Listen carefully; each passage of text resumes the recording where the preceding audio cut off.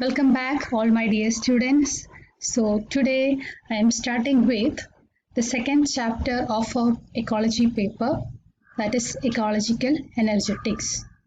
And the concerned topic I am going to discuss today is the energy flow and energetics in an ecosystem. So, let's move.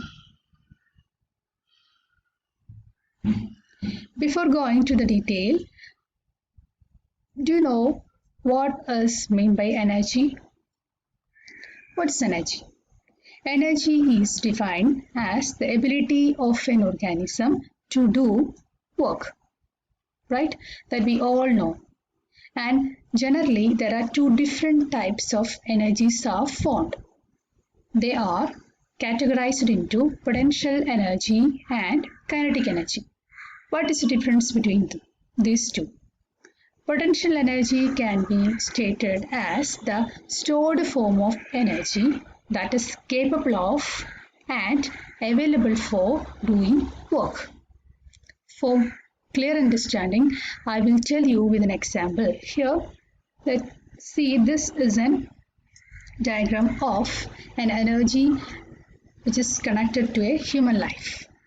Here you can see that when we eat food, the excess food will be stored in the form of carbohydrate, either carbohydrate or fats or proteins or other forms of energy.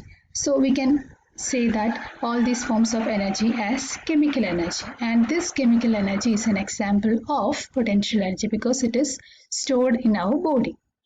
Okay, so what is the purpose of this chemical energy?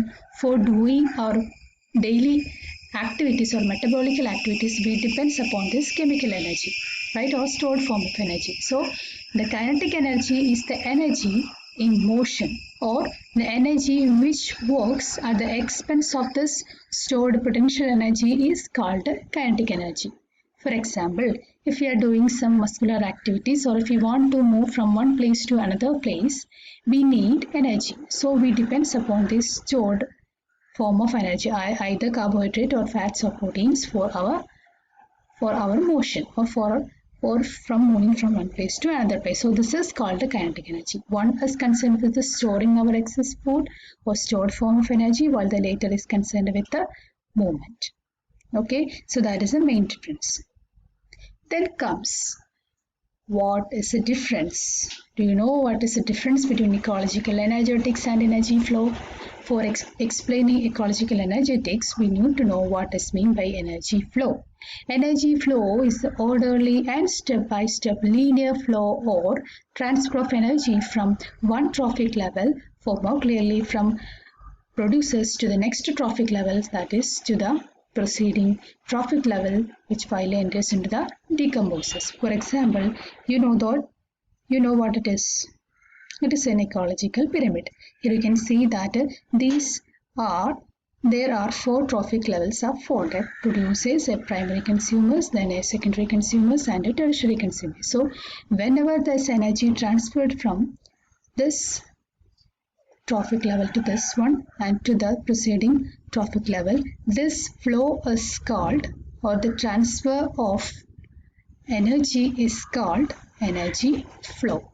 Okay, here this is an example of a terrestrial ecosystem. Okay, we know that in the previous classes we have discussed different types of ecosystem, right? There is an terrestrial ecosystem are there, marine ecosystem are there, aquatic ecosystem are there, agro ecosystems are there, then western ecosystem. There are different kinds of ecosystems are found, and this energy flow which is found in all these different kinds of ecosystem together called the ecosystem energetics. So here the ecosystem is a general term. Ecological energetics is the sum total of energy, sum total of transfer and transformation of energy in any ecosystem. An ecosystem means in different types of ecosystem is called ecological energetics. It may be aquatic, terrestrial, marine, estuarine, etc. Okay, so I hope you understood what is the difference. One is the flow of energy, that is called energy flow, and the total study of this energy flow in different ecosystem is called ecosystem energetics. Okay, Then I told you that the energy flow is the transfer of energy. What is the root of this energy transfer? We know that solar energy. Solar energy is also called sunlight energy, and this sunlight energy is mainly fixed by whom? By producers. We can say that they are green plants, and by means of photosynthesis process, they will fix the solar energy or sun energy and gets incorporated into their body as organic molecules. For example, we can say that they will store their excess food materials as proteins or carbohydrates like starch, fats or lipids, etc. Okay, so they will fix the solar energy and produces what the organic molecules. So this is the producers. They in an ecosystem. If you are considering an ecosystem of an eco energy pyramid, they are always occupied in the bottom region. Okay, and for we know that there are two different types of organisms. Based upon the productivity, organisms are classified into two different types, that is phototrophs and heterotrophs. What is meant by phototrophs? They can synthesize their own food materials, while heterotrophs are those organisms which depends upon these phototrophs for their daily requirements or for their energy requirements. Okay, so for energy requirements, all the heterotrophs here from primary to tertiary consumption, these are called heterotrophs. So all the heterotrophs will directly or indirectly depends the producers for their energy requirements. This I told you that the producers will produce organic molecules, and these organic molecules are dependent by all these heterotrophs.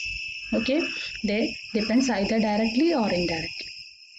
Initially, the primary producers, that is not the producers, the primary consumers feeds upon this plant producers. Okay, then a portion during this feeding, a portion of energy is getting transferred from this level to this level, and then during this transfer some amount of energy is getting lost.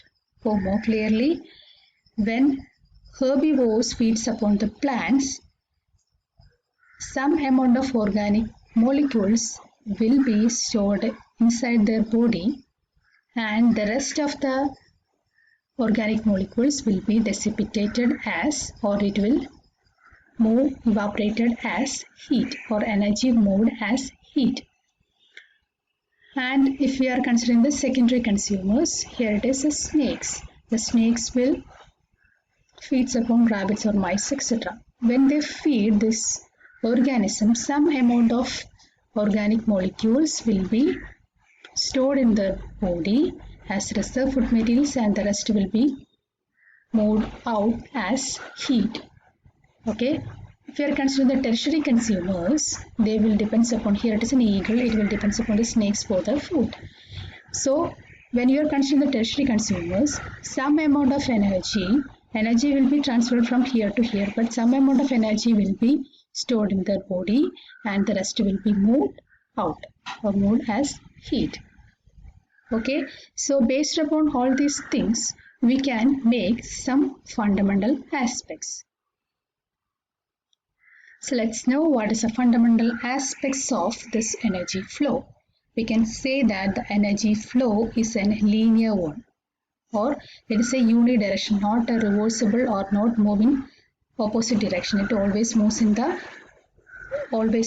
one direction. That is, it is a non-reversible linear, and it occurs from one trophic level to the next trophic level. That is starting from producers, then ends in herbivores, carnivores, then comes the another one, that is decomposers. Okay, so during this transfer, some amount of energy is lost from each trophic level for their metabolical activities like consumption, excretion and decomposition, and also some amount of energy is lost as heat.